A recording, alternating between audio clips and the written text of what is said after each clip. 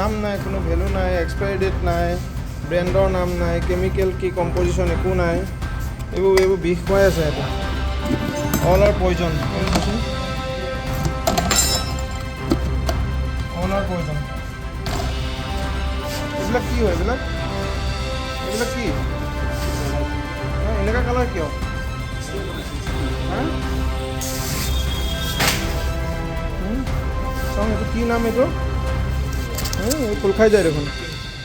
Sting. হা কি বনাইছে এইবিলাক? এইটো কি? আচলতে আমি ইনফৰমেশ্যন এটা পাইছিলোঁ যে এই বৰচাপৰ এৰিয়াটোত বহুত দিনৰ পৰা এনেকৈ মানে ভেৰি আনছেফ ৱে আৰু আনহাইজেনিক ৱেত তাৰমানে আপোনালোকৰ ফুড এণ্ড বিভাৰেজ কিছুমান মেনুফেকচাৰিং ইউনিট আছে। তো আমি ইয়াতে আহি পালোঁ, দেখিলোঁ যে যিটো কণ্ডিশ্যনত ইয়াতে আপোনাৰ আপোনালোকে এইফালে চাইলে দেখিব এইবিলাক ফ্ৰুট জুচৰ কিছুমান মানে পেকেজিং মেটেৰিয়েল বনাই আছে, তাৰে কোনো ছেফটি মেজাৰ্ছ বা হাইজেনিক মেজাৰ্ছ ফ'ল' কৰা নাই। FSSAই যিখিনি গাইডলাইনছ এটলিষ্ট মেনুফেকচাৰিং ইউনিট এটাৰ যিমানখিনি মানে গাইডলাইন ফ'ল' কৰিব লাগে, যেনে চেনিটেশ্যন প্ৰেক্টিচেছ, মিক্সিং প্ৰেক্টিচেছ বা আপোনাৰ হেণ্ডলিং প্ৰেক্টিচেছ বা কণ্টেণ্ট যিখিনি আছে, কম্পজিশ্যনৰ যিখিনি মিক্সিং ৰেচিঅ', তেনেকৈ কোনো দেখিবলৈ পোৱা নাই। আৰু পানীৰ কোৱালিটিটো একদম অৱস্থা বেয়া। সাধাৰণ চকুৱে গম পোৱা যায় যে তাত বিভিন্ন ধৰণৰ বিষাক্তকৰ দ্ৰব্যই ভৰি আছে। মেটেৰিয়েলখিনি যিখিনি মানে মেটেলৰ যিখিনি মেটেৰিয়েল সেইখিনি ৰাষ্টিং হৈ অৱস্থা বেয়া হৈ গৈছে, ফলত মিক্সিং কৰি আছে। আৰু গোটেই মানে মেনুফেকচাৰিং ইউনিটটো গোটেইখিনি মেনুৱেলি চলাই আছে, আৰু গতিকে তাতে কোনো প্ৰট'কল ফ'ল' নাই কৰা। সেইকাৰণে আমি ডিষ্ট্ৰিক্ট যি ফুড এণ্ড ছাপ্লাই অফিচাৰ আছে তেওঁলোকক জনালোঁ, আৰু আমি বিং পুলিচ পাৰ্চনেল আমি তেওঁলোকক জনাব লাগে, দেখাৰ লগে লগে আমি জনালোঁ, তেওঁলোক আহিম বুলি কৈছে। আৰু যিহেতু এইখিনি আমাৰ শাৰীৰিক আমাৰ স্বাস্থ্যৰ লগত মানে হিউমেন হেল্থ ৰিলেটেড ইছ্যু, গতিকে তাত আমি কম্প্ৰমাইজ কৰাটো সকলোৰে পক্ষৰ কাৰণে ক্ষতিকাৰক। কাৰণ আপোনালোকৰে হওক আমাৰে হওক উঠি অহা ল'ৰা ছোৱালীখিনিয়ে এইখিনি খায়, সৰু ল'ৰা ছোৱালীখিনিয়ে তেওঁলোকৰ স্বাস্থ্যৰ হানি কৰিব পৰা যদি কোনোবাই কাম কৰে, তেতিয়াহ'লে আমি যি কনচাৰ্ণ অথৰিটি আছে বা ডিষ্ট্ৰিক্ট মেজিষ্ট্ৰেট হওক তেওঁলোকক আমি জনাব লাগিব, যাতে এনেধৰণৰ ইলিগেল যিবিলাক এক্টিভিটি চলি আছে এইবিলাক সোনকালে বন্ধ হয়। আৰু কোনোবাক পাইছে নেকি আজি এৰেষ্ট কৰিছে নেকি? নাই, এৰেষ্ট কৰা নাই তেনেকৈ।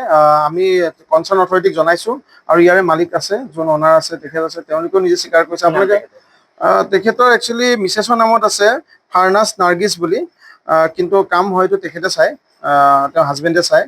আৰু দুই এজন আছে, আপোনালোকে ওপৰলৈ চালেই দেখিব যে এইটো ডাম্পিং গ্ৰাউণ্ড টাইপ হৈ আছে, ষ্ট'ৰ হাউচ টাইপ হৈ আছে। এইটো যে লেবৰেটৰী হয় বা মেনুফেকচাৰিং ইউনিট, তাৰ কোনো নামগন্ধই নাই।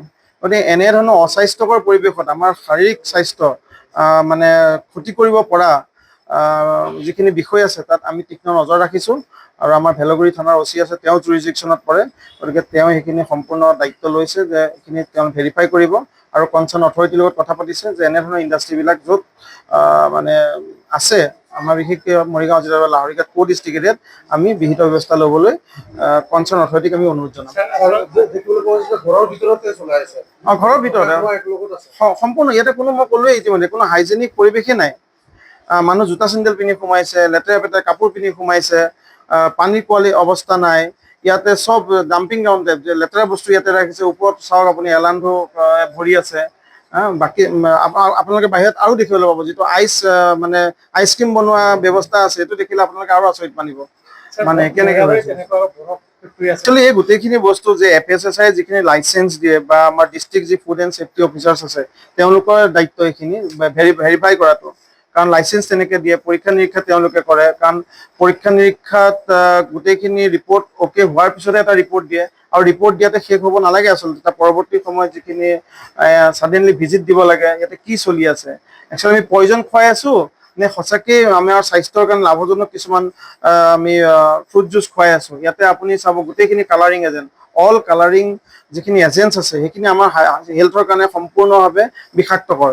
কিন্তু কোনো ৰেচিঅ' মেইনটেইন নকৰাকৈ যেনেকৈ মন যায় তেনেকৈ মেনুৱেলি হেণ্ডলিং কৰি পেলাই সেইখিনি ঢালি আছে, বিভিন্ন ধৰণৰ ৰঙৰ সৃষ্টি হৈছে। আৰু আমি খাইছোঁ সেইখিনি অৰিজিনেল বুলি। আপোনালোকে চাব ইয়াৰে যিবিলাক আছে, এইটো ষ্টিংছ নে কি, এইটোতো ষ্টিং, এইটোতো কপি আইটেম, কপি কৰা। ইয়াতে কোনো মানে কাগজ চাওক আপুনি খুলি আহিব, এইবিলাক ক'ৰ পৰা আহিছে কাগজ ঠিক নাই, এইবিলাক ক'ৰ পৰা আনিছে কি কথা, এইবিলাক কোনো টেষ্ট কৰিছে নাই মোৰ ডাউট আছে। এইফালে চাওক আপুনি, এইখিনি চাওক কি আছে কি নাই। এইটো আজি প্ৰথম একো নাই, একো লেবৰেটৰী নাই। লেবৰেটৰীটো বাদেই দিয়ক। ছাপ্লাই যিটো ডিপাৰ্টমেণ্ট আছে, সেইটো ডিপাৰ্টমেণ্টৰ মানে হেমাহিৰভাৱে এনেকুৱা কাম চলি আছে নেকি? এই মুহূৰ্ততো মই ক'ব নোৱাৰিম। মই আহিয়ে দুই এদিনৰ পৰা ৰিপৰ্ট পাই আছিলো, আহিলো।